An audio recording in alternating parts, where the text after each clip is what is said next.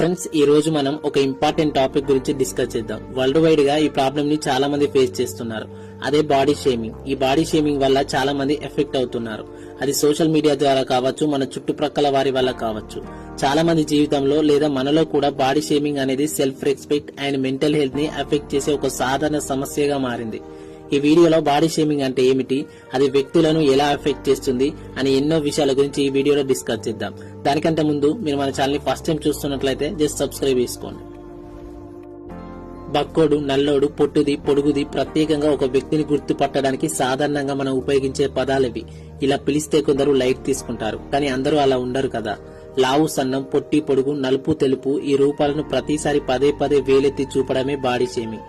ఒక వ్యక్తి శరీరాన్ని అవమానించడం, వెక్కిరించడం, పరువు, ఎత్తు, రంగు, ఆకారం వంటి శారీరక లక్షణాలను ఉపయోగించి అణచివేతకు గురి చేయడం, నలుగురిలో హేళన చేయడం ఎప్పటి నుంచో పెద్ద సమస్యగా ఉంది. సోషల్ మీడియా వచ్చాకే ఈ బాడీ షేమింగ్ సమస్య మరింత పెరిగింది. సోషల్ మీడియాలో ఇష్టం వచ్చినట్లు కామెంట్ చేసే అవకాశం ఉండడంతో ఇది వికృత రూపం దాల్చుతుంది. ఎంతలా అంటే ముఖ పరిచయం లేని వ్యక్తి కూడా ఒకరిని గురించి కోట్ల మందికి కనిపించేలా బాడీ షేమింగ్ చేస్తున్నారు. దాన్ని ఆశయంగా భావించి మిలియన్ల మంది ఎఫెక్ట్ అవుతున్నారు. వీటిని తట్టుకోలేక కొంతమంది మెంటల్ గా వాళ్ళ కాన్ఫిడెన్స్ ని కోల్పోతున్నారు. పుట్టినప్పటి నుంచి ప్రతి ఒక్కరికి ఏదో ఒక సిచ్యువేషన్ లో బాడీ షేమింగ్ అనేది అనుభవంలోకి వచ్చే ఉంటుంది. అయితే చాలా మంది జీవితాల్లో ఇది పుట్టినప్పటి నుంచే మొదలవుతుంది. పిల్లలు పెరుగుతున్న కొద్దీ మీ అమ్మ రంగు నీకు రాలేదని, మేనమామ పోలికలు లేవు అని కొంతమంది లేదా తోటి వారే వెక్కిరిస్తూ కామెంట్ చేస్తుంటారు.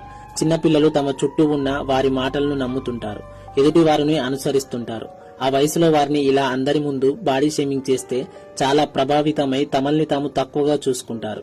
ఈ కామెంట్స్ వారి మనస్సుల్లో లోతైన గాయాలుగా మిగిల్చి తమను తాము తక్కువగా అంచనా వేసుకోవడానికి దారితీస్తాయి. తమ శరీరం గురించి తప్పుడు భావనలు పెంచుకొని పెద్దవారైన తర్వాత కూడా ఆత్మస్థైర్యం లేకుండా బాధపడతారు. ఇతరులతో పోల్చుకోవడం, తమ శరీరాల గురించి అసంతృప్తి చెందడం వంటి సమస్యలను వారిని వెంటాడుతాయి. ఎదుటివారు మంచి ఉద్దేశంతో బాడీ గురించి ఏదైనా చెప్పినా దాన్ని తీవ్రంగా పరిగణించుకొని బాధపడతారు. నేరం చేసిన వారిలా మనోవేదనకు గురవుతుంటారు. ఇక పెళ్లి చూపుల్లో కూడా రూపం కన్నా గుణం ముఖ్యమని అందరూ చెప్పేవారు. తీరా పెళ్లి చూపులు వచ్చేసరికి అమ్మాయి కాస్త లావుగా ఉన్నా, అబ్బాయి రంగు లేకపోయినా ఎదుటి వారి తరపున ముఖం తిప్పేస్తుంటారు. బాడీ షేప్ లోపంగా చెప్పకుండా వివిధ కారణాలు చెప్పి సంబంధం క్యాన్సిల్ చేస్తుంటారు. ఒక వ్యక్తిని మొదటిసారి చూసినప్పుడు ఫస్ట్ ఇంప్రెషన్ కలిగేదే రూపంతోనే. అయినప్పటికీ ఆ రూపాన్ని గొప్ప అర్హతగా భావించి వాళ్ళను జీవిత భాగస్వామిగా సరైన వారు కాదు అని నిర్ణయం తీసుకోవడం మంచిది కాదు. వారితో కొన్ని రోజులు ట్రావెల్ చేస్తే ఆ అభిప్రాయాలు పూర్తిగా మారవచ్చు. ఇంకొంతమంది అయితే ఈ బాడీ షేమింగ్ వల్ల ప్రేమకు దూరం అవుతుంటారు. నేను అందంగా లేను అనుకుని తమ మనసులోని భావాలను మనసులోనే దాచుకునేవారు ఎందరో ఉంటారు. తమ ప్రేమ వ్యవహారాన్ని ప్రేమించిన వ్యక్తికి కూడా చెప్పుకోలేకపోయిన వీర ప్రేమ గాథలు ఎన్నో. మన సమాజం అందానికి ప్రమాణికంగా తెల్లటి చర్మం, సన్నటి శరీరం, అందమైన ముఖం ఇలాంటి వాటిని చూస్తాయి. ఈ ప్రమాణాలకు అనుగుణంగా లేని వ్యక్తులు తమను తాము ప్రేమకు అర్హులం కాము అనుకుంటారు. ఆ భావన వారిని వెంటాడుతూనే ఉంటుంది. అలాగే ఈ బాడీ షేమ్ వల్ల కొంతమంది డిప్రెషన్ గురై ఆత్మహత్యలు కూడా చేసుకున్నారు. దీనికి ఒక ఎగ్జాంపుల్ చెప్తా వినండి. 24 ఏళ్ల ఒక సాఫ్ట్వేర్ ఉద్యోగి రోహిత్, అతని ఎత్తు, వయసుకు మించి బరువున్నాడు. అతని తోటి కొలీగ్స్ ఎప్పుడు లావుగా ఉన్నావంటూ ఆట పట్టిస్తూ ఉండేవారు. అతను ఒక రోజు తన ఆఫీస్ లో పనిచేసే అమ్మాయికి ప్రపోజ్ చేశాడు.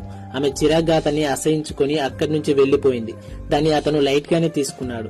మళ్లీ ఒక రోజు అదే ఆఫీస్ లో ఆ అమ్మాయికి వెంకీ అనే వేరే కుర్రాడు ప్రపోజ్ చేశాడు. కానీ ఆమె ఈసారి చిరాకు పడకుండా సున్నితంగా అతన్ని తిరస్కరించింది. వెంకీని ట్రీట్ చేసినట్లు తనను ట్రీట్ చేయకపోవడానికి కారణం తన బరువే అని భావించిన రోహిత్ డిప్రెషన్ కు గురై చివరికి ఆత్మహత్య చేసుకుని చనిపోయాడు. మనకు తెలియని ఇలాంటి సంఘటనలు ఇంకెన్నో జరుగుతూనే ఉన్నాయి. అందంగా లేవని అందుకు పరిహారంగా అదనపు కట్నం తేవాలని భార్యని వేధించిన కేసులు కూడా పలు చోట్ల నమోదయ్యాయి. ఆ వేధింపులు తట్టుకోలేక తల్లిదండ్రులను కట్నం డబ్బులు అడగలేక సూసైడ్ చేసుకున్న వారు కూడా ఉన్నారు. సినిమా రంగంలో హీరో హీరోయిన్లు కూడా కొంతమంది బాడీ షేమింగ్ కి గురయ్యారు. బాడీ డిస్మార్ఫిక్ డిజార్డర్ BDD అనేది కూడా ఒక బాడీ షేమింగ్ వంటిదే. బాడీ షేమింగ్ ఇతరుల వల్ల అతిగా ఆందోళనకు గురవుతారు, కానీ BDD వల్ల తమకు తామే అందంగా లేమని బాధపడుతుంటారు.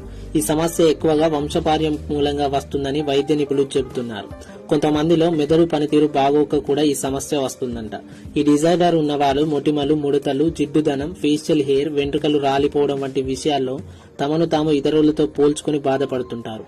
తమ లోపాలను గురించి పదే పదే ఆలోచిస్తూ వాటి గురించి ఇంటర్నెట్ లో సెర్చ్ చేస్తూ ఇంకా భయపడుతుంటారు. ఏ పనిపైనా శ్రద్ధ పెట్టరు, నలుగురితో కలవరు, ఒకే ధ్యాసలో ఉండిపోతారు.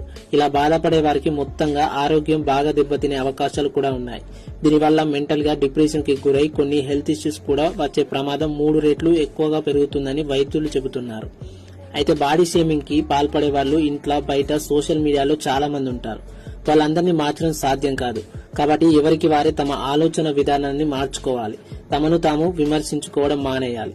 ఫ్రెండ్స్, ఇట్లాంటి ప్రాబ్లం మీరు కూడా ఫేస్ చేశారా? లైక్ చేయండి, షేర్ చేయండి. ఇలాంటి వీడియోస్ మిస్ కాకుండా ఉండడానికి మన ఛానల్ ని సబ్స్క్రైబ్ చేసుకోండి. Thanks for watching.